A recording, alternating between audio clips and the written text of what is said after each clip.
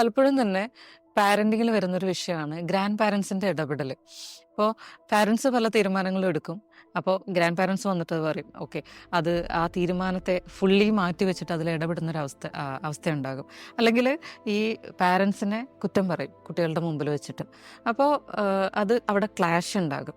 എൻ്റെ കുഞ്ഞുങ്ങളെ നിങ്ങൾ നിങ്ങളുടെ കുട്ടികളെ നന്നായിട്ട് വളർത്തിയില്ലേ, എൻ്റെ കുട്ടികളെ ഞാൻ വളർത്തട്ടെ എന്നുള്ളൊരു സംഗതിയിലേക്ക് അത് വരും. അപ്പോൾ ഒരു കുറച്ച് കാര്യങ്ങളൊന്ന് ശ്രദ്ധിച്ചു കഴിഞ്ഞാൽ ആ ഒരു പാരൻറ്റിങ് എന്നുള്ളത് വളരെ ബ്യൂട്ടിഫുൾ ആയിട്ടുള്ള അനുഭവമായിട്ട് മാറ്റാനായിട്ട് പറ്റും. അല്ലെ, ഇപ്പം കുട്ടികളുടെ മുമ്പിൽ വെച്ചിട്ട് അവരുടെ പാരൻസിനെ കുറ്റം പറയാണ്ടിരിക്കുക.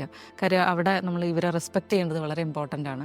രണ്ടാമത്തെ കാര്യം വെച്ചാൽ ഇവരെന്തെങ്കിലും ഒരു തീരുമാനമൊക്കെ എടുത്തു കഴിയും, ഇപ്പം മൊബൈൽ കൊടുക്കണ്ട, അല്ലെങ്കിൽ ഒരു സ്റ്റഡി ടൈം വെക്കുക, അല്ലെങ്കിൽ എന്തൊരു കാര്യം നമ്മൾ റെസ്ട്രിക്റ്റ് TV കാണുന്ന സമയമൊക്കെ നമ്മൾ റെസ്ട്രിക്റ്റ് ചെയ്ത് കഴിഞ്ഞാൽ ഗ്രാൻഡ് പാരൻസ് വന്നിട്ട് നീ മിണ്ടാണ്ടിരിക്കുക എന്ന് പറഞ്ഞിട്ട് ഈ റിമോട്ട് കൊടുക്കുന്ന കാര്യവും ഈ മൊബൈൽ കൊടുക്കുക എന്ന് പറയുന്ന കാര്യമൊക്കെ ഉണ്ടാകും.